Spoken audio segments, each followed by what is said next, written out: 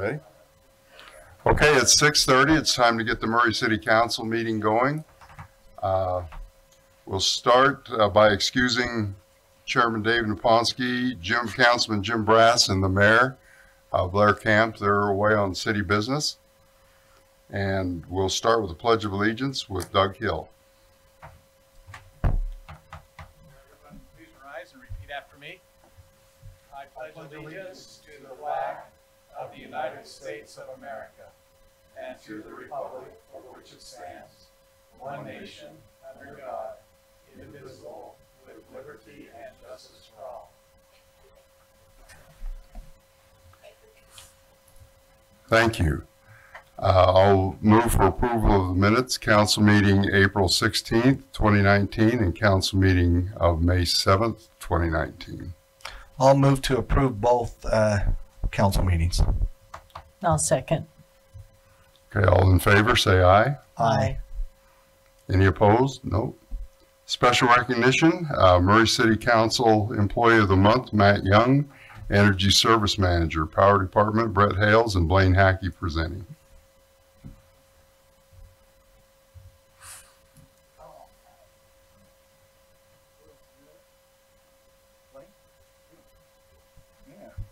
Oh, Blaine, he acts like Blaine loves the spotlight. He's over there going like, "You really want me to come up? Okay, I'll come up." And Matt's totally opposite. He's just humble. Oh, I'm not. You're humble. You're humble. You're just like me. We like to talk a little. Well, we're excited to be able to do this, Matt. Matt is a great, I would say young guy, because you're younger than me. So you're a young man, and you got your beautiful family with you here today. I love it. Look at that. Oh, this guy. I've met him before. He's a great young man. Anyway, as a council, we started this program, 7 years ago or so. And we just wanted to recognize employees that have worked so hard and for their department heads to recognize them. And as a council, we recognize you. And Matt, you've been with the power department going on 5 years? Going on 5 years. Does it seem like 25 years to you? Not yet. Anyway, we're grateful for all that you do, and you've been a major part of power department. And Blaine will say some more things, but from the council, we want to be able to give you your certificate. Your name will be on that wall, and when this building's torn down, it'll go over to the new city hall. And then this, you know, I don't usually do this, but because I feel comfortable that this is your wife, I'm going to give her the $50.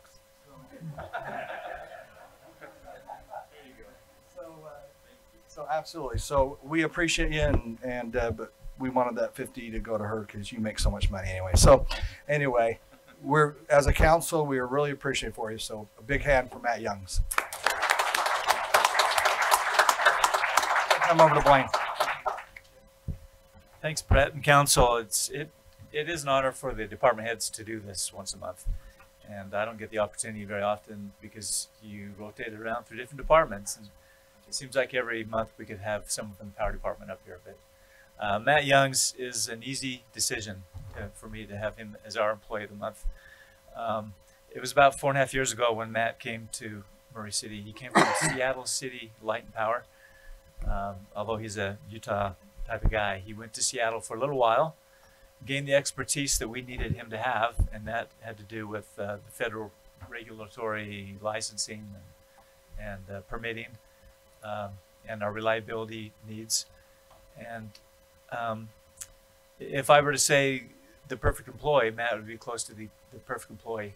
He has brought so much stuff to our department, not only including the federal regulations, but he faces the fifth graders in the classroom, hundreds of them this time of year. And anybody that can do that and come through with the same mind is right. He teaches the energy conservation with the kids in Murray City School District.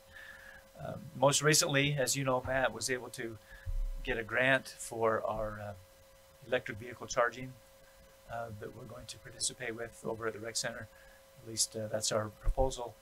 And it's quite a laborious process to get a permit and get money from the government and others. And Matt was able to do that, and we're looking forward to having some electric vehicle chargers over at the rec center, and solely because of Matt's efforts. Matt comes with a good pedigree. He worked for Bountiful City Light and Power, where many of us in Murray City worked for previously, but also, of course, Seattle City Power as well. Like I say, it was an easy decision when Matt came. I was delighted when he applied for the job. I knew Matt before he came to Murray City. We both went through the same master's program, as well as Greg Bolon also has the same degree. Is that right? Yeah. All three of us went through the same master's program at different times.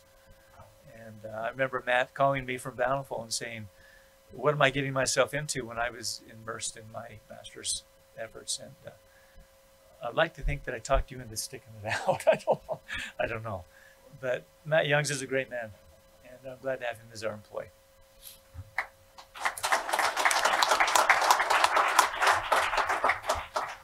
Well, thanks so much. It's an honor and it's great to be recognized. Thanks to the council and thank you, Blaine, for the kind words. It's a real privilege to be able to work for Murray City. Part of my job that I enjoy is that I get to do a lot of different things, and as Blaine mentioned, I'll go out and I'll teach kids in schools. But last month I had a group of engineering students come in from one of the local universities that they'll come in periodically, and they were asking me questions about my background and education and whatnot, and one of the one of the students said, asked me why anyone would want to move from one of the nation's largest cities and utilities to Murray City. And I thought, well, that's a good question, because when we made the move, it was a big decision that we made, and so I already knew the answer to that. First of all, bigger is not always better, right? And the second part to that, I wanted to be back in Utah, which is my home, closer to the mountains and our great snow and extended family, in that order. And third, as Blaine mentioned, where Blaine and I both used to work before, Murray had a reputation as being kind of the gold standard of electric utilities in the state. And to have the opportunity to come here and work for a great city and one of the best, if not the best, municipal electric utilities was a great opportunity. So now that I'm here, I realize that it is a great place because not because we necessarily do any or provide any different services per se, but it really is because of the great people that I get to come to work with every day. And so thanks to Blaine and Greg, they're both great friends and mentors. And any of the associations I have with any of the different departments in the city, I know that every day when I come to work, I'm going to be working with great people, and all that's possible because of obviously the council and the support of the mayor and his office. So thank you very much for this, and hopefully to many more years here with Murray City. Matt, Yeah. I just want to thank you so much for getting the funding for the EV chargers. It'll be a really good addition to our city. So thanks for doing that. And if I could take a moment, I'll introduce my my family. I have most of my family here. My wife, Debbie, and Dean, as you've all, he kind of steals the show wherever he goes. He is 2, and then we have Rosie is 5, and Jane is 9, and Heidi is 11, and my 14-year-old is has a babysitting job tonight, so she couldn't make it. But anyway, so thanks to them for being here as well. Thanks, Matt.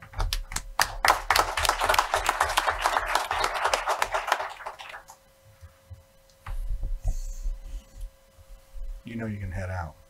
Yeah, I think Yeah, that's not why I said that, but I know you want to go. Matt, I picture you, if you had your own will, you'd have a beard about this thick and big, wouldn't he? Up in the, he's the biggest mountain man I've ever known, so. Jeremiah Johnson.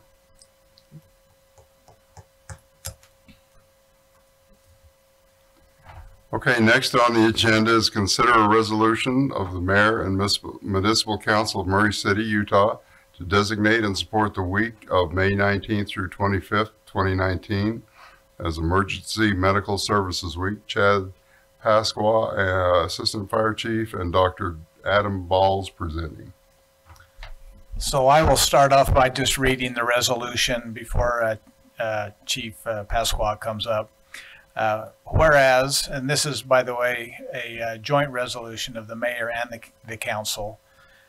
Whereas emergency medical services is a vital public service, and whereas the members of emergency medical services teams are ready to provide life-saving care to those in need 24 hours a day, 7 days a week, and whereas access to quality emergency care dramatically improves the survival and recovery rate of those who experience sudden illness or injury, and whereas the emergency medical services system, consisting of emergency physicians, emergency nurses, emergency medical technicians, paramedics, firefighters, educators, administrators, and others.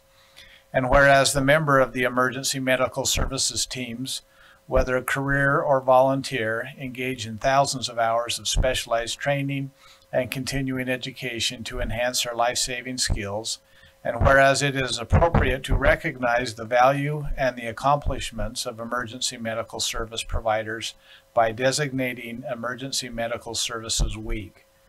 And now therefore be it resolved that in recognition of this event and of all those who serve in emergency medical services, I, and it's under the signature of Mayor Blair Camp and the Municipal Council of Murray City, do hereby proclaim, designate, and support with much appreciation the week of May 19th through the 25th as Emergency Medical Services Week. And we encourage the community to observe this week with appropriate programs, ceremonies, and activities, while remembering to thank those who are called to serve in so great a capacity, sometimes at their own peril.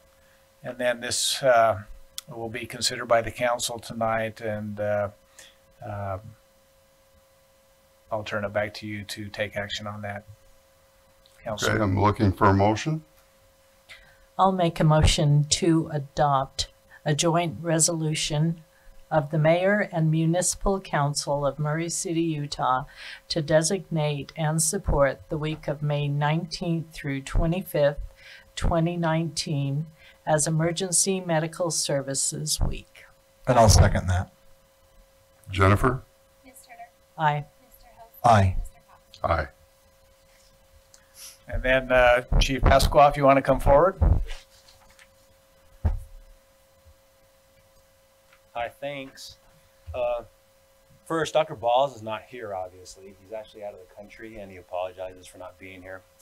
But as everybody knows, every year we have there's a theme when it comes to EMS Week, and this year's theme is Beyond the Call.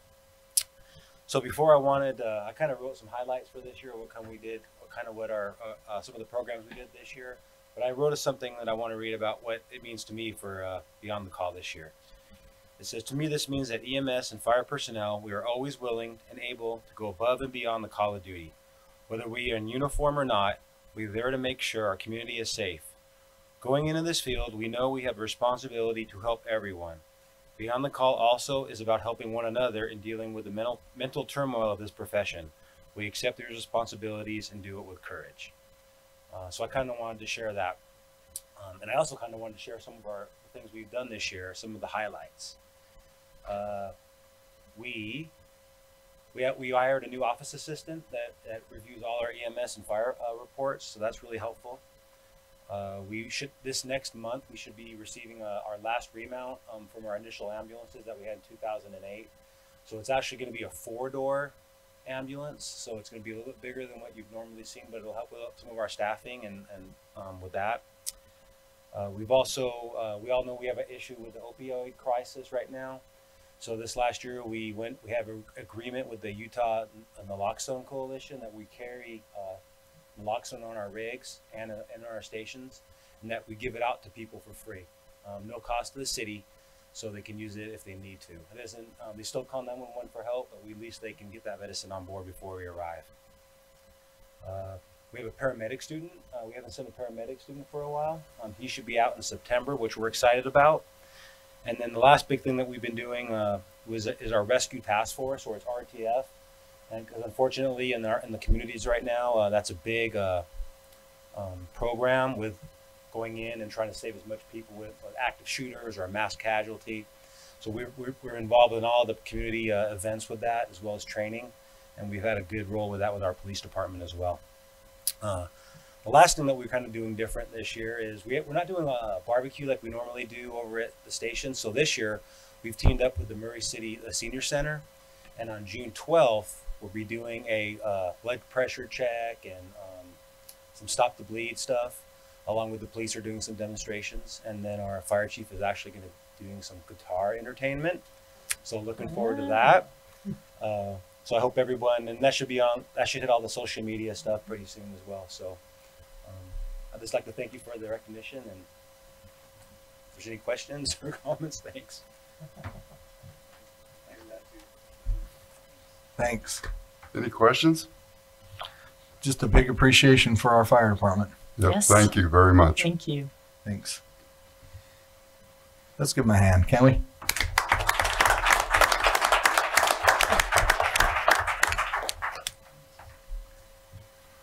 Okay, next is citizen comment. Comments will be limited to 3 minutes. Step to the microphone, state your name, city of residence, and fill out the required form. Do we have anybody that wanted to speak? Well, that was quick. Okay, public hearings. First public hearings, staff and sponsor presentation of the public comment, blah, blah, blah. Consider an ordinance amending chapter 17.1 or 0.48 of the Murray City Municipal Code relating to the city sign code. Jim McNulty. Thank you, Councilmember Cox. I'm sorry I was a little overeager, excited tonight. This has been a long time coming. This particular item, our sign code. We've been working on this for approximately 18 months. Section 17-48 of our land use ordinance here at Murray City. Very exciting to be before you tonight. I just want to give some credit to the Community and Economic Development Department staff, as well as our city attorney's office, who have been very vital in the creation and review and many edits and versions of our sign code to get us to this point a number of months later. So just to give you a little bit of an update, I brought the project to you 2 weeks ago. We had a discussion during Committee of the Whole, about 15 or 20 minutes, talking about some of the updates. Prior to that, we came to the Council or Committee of the Whole in December and showed you some of the graphics, some of the different graphics that we had created to go in the body of the sign ordinance to help people, you know, pictures worth 1,000 words, to help business owners, residents, sign companies understand what we're looking for, rather than the hand drawings that are in the current ordinance, which were great at the time, but we've moved a long way forward. So on March 7th, we actually scheduled a public hearing. That particular night, we did hold a public hearing with the Planning Commission. City staff presented the sign code, and the Planning Commission took public comment. We had an individual from the International Sign Association present who was called by the Utah Sign Association to come out and take a look at our code. His name is James Carpentier, and he offices out of Phoenix, Arizona. He made the trip, came out, let us know that our code was good, was really good, but gave us a couple hints or some ideas of what we could do to make it better. One of the big things was EMC, and we talked about that 2 weeks ago. That's the Electronic Message Center and the number of foot candles above the ambient light level. Current code allows 1 foot candle above ambient light levels, but what we have been told in the industry is that has changed to 0.03 foot candles above ambient light levels for an electronic message center. That was great information. I mean, to know that and to get that feedback. So that is something that the Planning Commission and city staff was very interested in changing, putting in place, and, you know, being kind of state of the art there. So that is one of the things that he brought to our attention. Another item was, he said, hey, if you're going to have these lower foot candle levels at 0.03, maybe you should allow these pedestal signs or pylon signs like you may have at your Fashion Place Mall a lot closer, maybe only 100 or 200 feet away. We were concerned with that. The Planning Commission was concerned with that. We feel good with a distance of 300 feet. And we base that on research we've done with other municipalities that have malls. Layton City, Sandy City, Orem, West Valley City, and Provo all have malls, all have similar provisions. Some are less stringent, where they say to be determined by the Planning Commission. And one was interesting. West Valley City allows them within 100 feet. And so city staff, Planning Commission, and others were concerned about that close of having an EMC to a residential use or a home. And then we're also talking about allowing it now rather than at 200 feet like he had suggested. We would allow it at 300 feet, which is what we talked about 2 weeks ago. And so that was one of the big things. And I have a list of other items if the council would like answers to those questions. But we really took our time. We went back. I worked with Bryant Farnsworth from the city attorney's office. We went through each one by one. And so what the Planning Commission did that night on March 7th is they continued the item for a month until April 4th of 2019, which allowed us to sit down as a city staff and go through each one point by point and see what was applicable to our sign code or what we wanted to consider. In the end, the sign code is ours. This is Murray City's sign code, and you know, it's what we want for our community. We feel like we've done a great job with that sign code. We've addressed some of the things that were brought to our attention, or we've put them in a code. Other things we've said, no, we don't necessarily agree with you. One of which was, you know, if you're going to allow these at 0.03 foot candles at 300 foot away, why can't staff just approve those administratively? And there was pushback with that. We still think that we should notice people within 300 feet, if not more, and let them know that there is a sign like that being proposed adjacent to their neighborhood so they can come out and give comment at a public hearing. So we're not proposing to change that.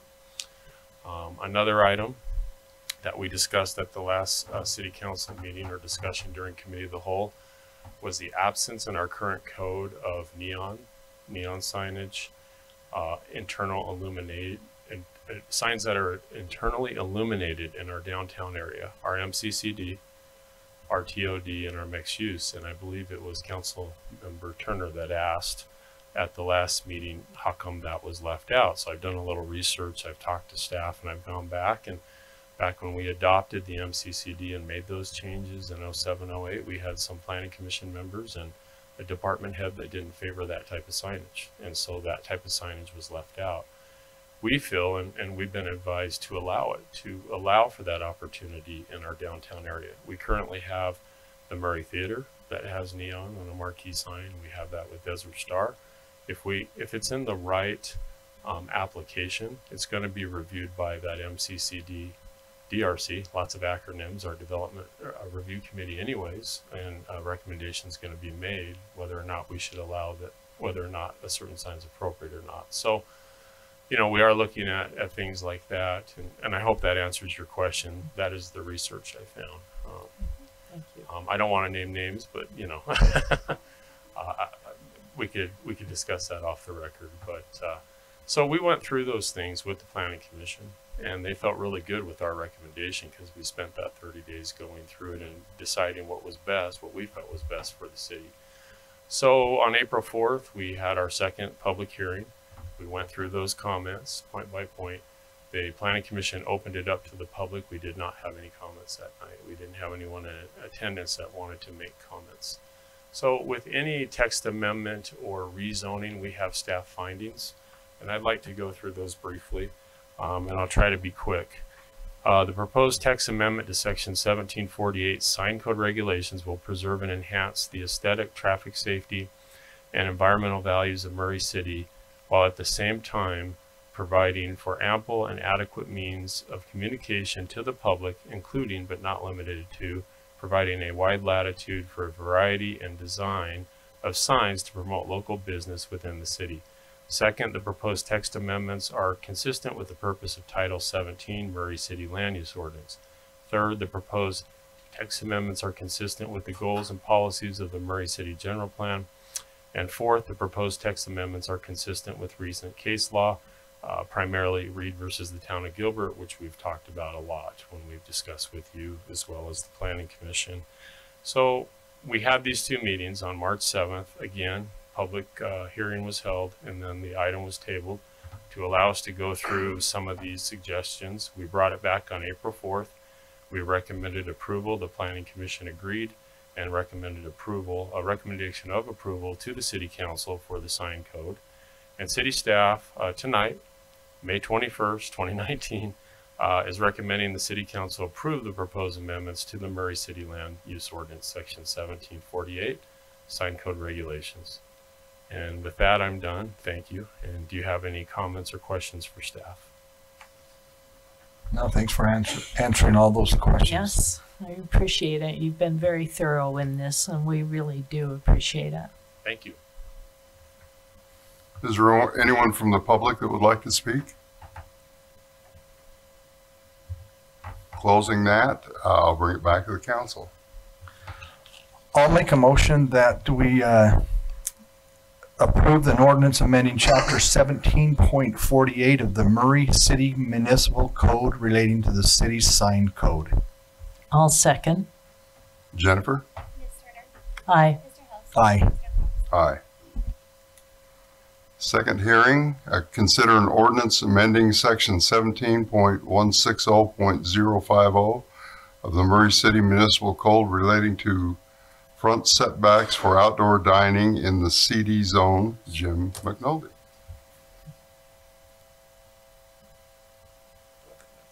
Let's just pull it up. Oh, there we go. Up there. Danny. Thank you, Councilman Cox.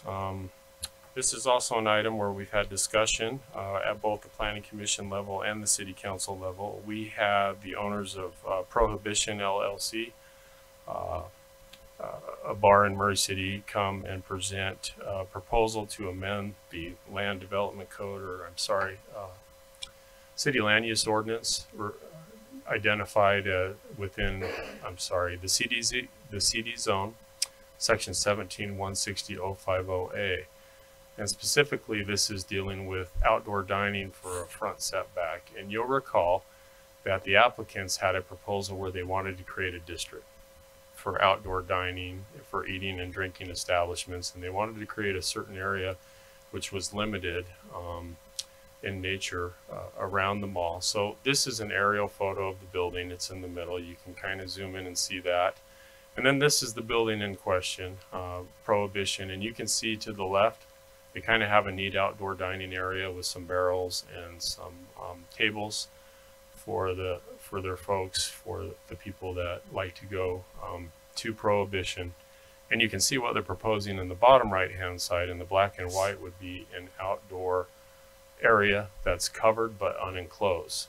So within the CD zone, it limits buildings to a minimum setback of 20 feet. However, this would allow for the building itself. This would allow for the unenclosed awning or structure to encroach 10 more feet into that front setback. So it would be allowed at 10 feet. So what you would have in place is you have your right-of-way, you have your curb and gutter, sidewalk, and park strip. So the sidewalk and park strip are generally about 10 feet. Then you would have a 10-foot landscape buffer. Then you would have the structure. So basically from the back of walk, you've got 20 or more feet in most cases. And so we wanted to take a look at this to where we could put this in place citywide rather than just limiting it to a small geographic region.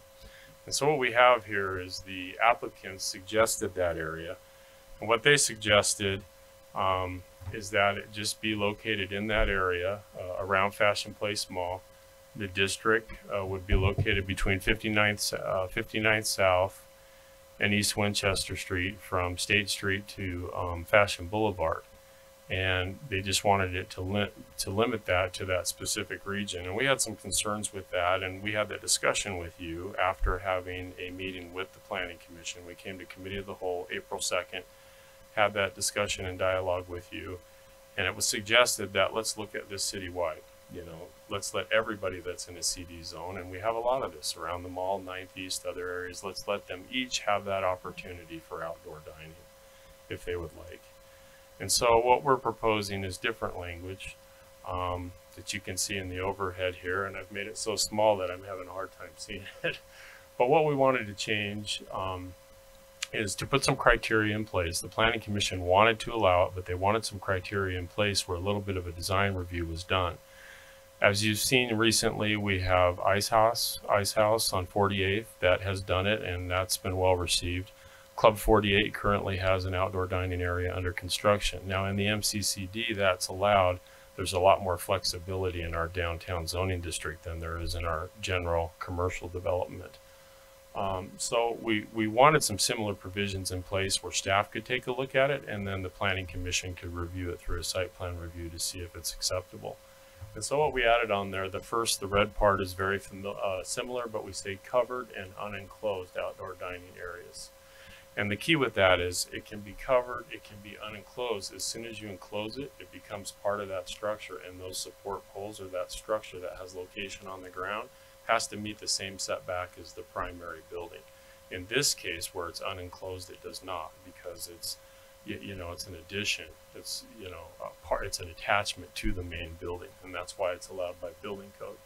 But what we've asked for here is architectural compatibility with the form, materials, and colors of the main building, that it does not result in a violation of minimum parking requirements, does not negatively impact vehicular or pedestrian safety, does not impede access to adjoining or nearby properties, and maintains or provides the required 10 feet of landscape setback as herein specified. So that was our recommendation to the Planning Commission.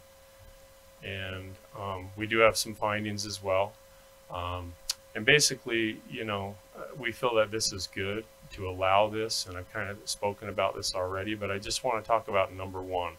The proposed text amendment can positively support key initiative number 4, linking centers districts as per the adopted Murray City General Plan. So our general plan has some criteria in place that really promotes or encourages this, and we are following that. And the other stuff I've kind of explained already, but we feel that this really allows for that possibility, and that's why we feel strong with allowing this to move forward. The planning staff and Planning Commission recommendation, again, we had a few meetings, but that's good. You know, we've had public hearings, we've gotten comment, we've come to a committee of the whole, had more discussion, and then move forward to create this language. And so we had our first meeting with the Planning Commission on February 21st. We then had a committee of the whole discussion with the council on April 2nd, 2019. Then we had our public hearing with the Planning Commission on April 18th of 2019, where staff recommended that the Planning Commission forward a positive approval to the City Council for this change to the land use ordinance. And tonight, City staff is recommending that the City Council approve the proposed text amendment as per outlined above. And thank you. If you have any comments, let me know. Thank you, Jim. Okay, we'll open the public comment on this item. Is there anyone from the public who wants to speak to this? Please come up. State your name and your residence, please. My name is Alexander Kiemsma. I live at 10 West Miller Street, Murray, Utah. As a dog owner, I just want to say that I am also in support of this text amendment and appreciate that the council is considering it. And I think that other dog owners would feel similar. Being able to take them out to eat is great. Yeah, thank you. Thank you. Anyone else? Okay, I'll close the public comment and bring it back to the council for action. I'll make a motion to adopt the ordinance amending section 17.160.050 of the Murray City Municipal Code relating to the front setback for outdoor dining in the C-D zone. I'll second that. It's been moved and seconded. Jennifer? Aye. Aye. Aye. Okay, the last item on our public hearing, consider a resolution approving the 2018 Municipal Wastewater Planning Program report. Danny is Astle presenting.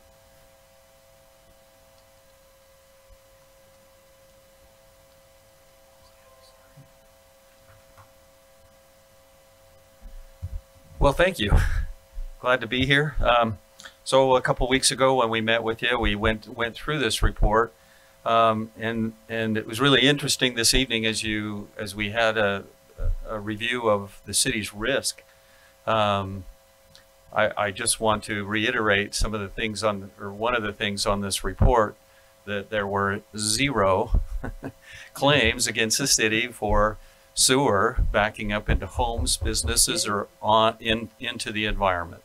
So our guys are doing a good job. So this is a requirement that the state places on all collection system operators, and since we're under permit with the state, we need to do this. Also, it's a requirement of any time that we have a loan from the state Division of Water Quality that we have to do this every year. And so since we participated in loans in the past, we still want to make sure that we're going forward. And since we're already participating in additional loans from the state through Central Valley, we want to continue to make sure that our report is in there. So what you have before you is a resolution approving this report. It's basically 2 phases. One, we need to get the report to the state, and they were kind of late getting it to us, and so they gave us a little longer. And the second part of it is bringing it to our city council and city administration for your information, and also to pass a resolution accepting this report. Any questions? No, but I'm a little nervous for you when you make a statement like that. Ted Iyer made that statement a few years ago about the power being 99.99999, and then the power went out. Well, we think you're okay. Yeah, I think we're okay. I could tell you felt confident about that. So yeah, hey, things do happen, but yeah, our guys do a really good job. So. Well, I agree with you. Your people do good work, as do the rest of Murray. I'll open it to public comment. Is there anyone that wants to speak to this? Okay, seeing none, I'll close public comment, bring it back to the council for action. I'll make a motion that we approve this resolution of the 2018 Municipal Waste Water Planning Program Report. I'll second. It's been moved and seconded. Jennifer? Aye. Aye. Aye. Okay, I'll close the public hearings, move on to business items. Consider a resolution approving the authorization and execution of an interlocal cooperation agreement between Murray City Corporation and Salt Lake County for the contribution of TRCC funds to assist in financing and restoring the Murray Theater. Kim Sorensen. Well, thank you, Council. As we talked about in COW meeting earlier tonight, we're here to ask you for your approval of a resolution for an interlocal agreement between Murray City and Salt Lake County for TRCC funds, which stands for Tourism, Recreation, Culture, and Convention. As you know, the city was awarded $3,636,500 towards the renovation of the Murray Theater. That is in 2 lump sums, one available in 2019 and the other in 2020. Just to remind everyone, the theater, we have a cost estimate for about $7.3 million to renovate the theater, so we'll need to come up with funds to match this TRCC grant. Any questions? Can I ask a question? Mm-hmm.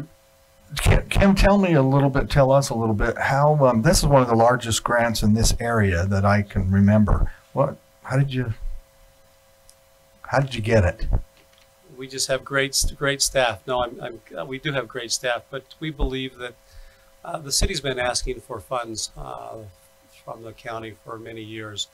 And as you know, we thought years ago that we would get funds for a theater on State Street and about 4800 South. And we just think that it was our time. As well as this project is a great project, and it's a project that has a lot of support, not only from Murray, but from the county and from the state. It's a project that'll have a big lasting effect on Murray and on the theatrical world. Do you think that when we didn't get anything and we were hoping to get, I don't remember the figure, like $1.5 million or something for the ZAP funds, do you think by any means that they didn't give us those, and so they're going like, we better, I mean, I kind of thought that a little bit. I have no idea if that was. That would be a better question, I guess, for Mayor Camp or for Salt Lake County.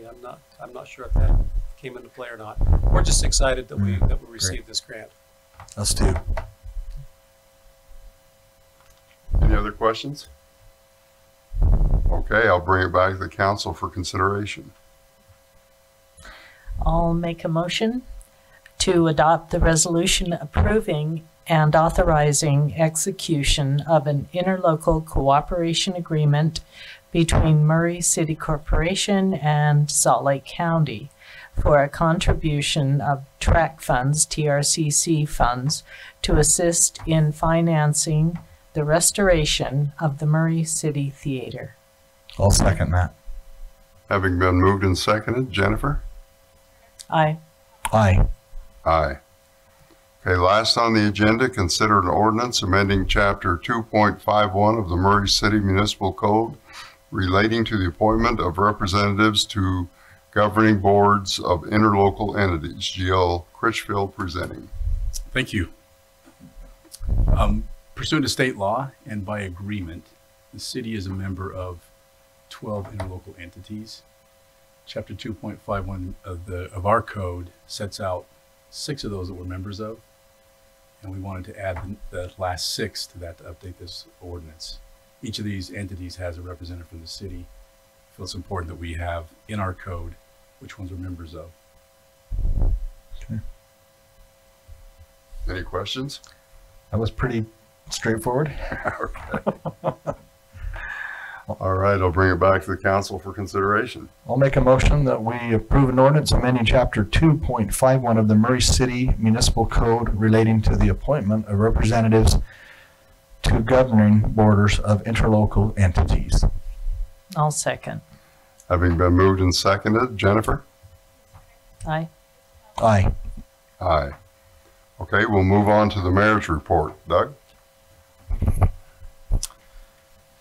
All right, Mayor Camp, along with Councilman Brass and Councilman Nick Ponsky, are in Las Vegas at the International Conference of Shopping Centers. This is one of the largest gatherings of retailers anywhere in the world, and we're hoping that they're down there recruiting some good businesses and retail stores to come to our city. Regarding Vine Street, as Mayor Camp reported a few weeks ago, the city has awarded the contract for this project, and early next week our staff from the Public Works Department will be delivering notices to the residents that live on Vine Street, both sides of Vine Street, between 9th East and 13th East, letting them know that the project will be starting toward the first part of June, and the project will go until the fall of this year, and we'll give them some information about what the project's all about and what they can expect. So be aware that these flyers are going out next week, and in case you get questions, you can direct those questions to our Public Works staff on that project. Thus far, we've avoided any flooding in the city with the exception of some areas in Murray Park, which it was designed to be a floodplain. So we're keeping our fingers crossed that we can avoid any major flooding. Of course, all of that's conditioned upon the weather, but so far with the cool temperatures has helped in slowing the snow coming down out of the mountains. However, as Danny Astle reported this morning, the water temperature in the creeks is currently close to 44 degrees, which for our citizens, what that means is that if you're in that water for more than 30 seconds, chances are that you're going to get hypothermia. So we're just encouraging our residents to watch their children and stay away from the water. Even though it may be a nice warm day outside, it's a very dangerous situation. And we'll probably continue on until July with high water situations. Right now we're expecting that water to peak sometime in mid-June, and then probably even over the 4th of July the water will still be running high. So as a result, our public works staff and public safety staff and risk management staff are meeting together to talk about ways so that we can improve the safety of the areas along our creeks in the city and river and Jordan River. By way of information, our firefighters are over at Costco helping fundraise for Primary Children's Hospital, in case anybody sees them over there. And then lastly, being the Memorial Day weekend coming up, it's the traditional opening of the outdoor swimming pool in Murray Park. However, temperatures are not expected to get very warm, maybe in the mid-70s at the hottest. So the pool will not be open in the mornings because of the cool temperatures, but will be opened in the afternoon starting on Saturday between 2 and 6 p.m. So hopefully we'll get some warmer weather and people will want to get into the swimming pool, but probably not for another week or more. Yeah. And that's all I have to report. Okay, thank you, Doug. And with that, the meeting is adjourned.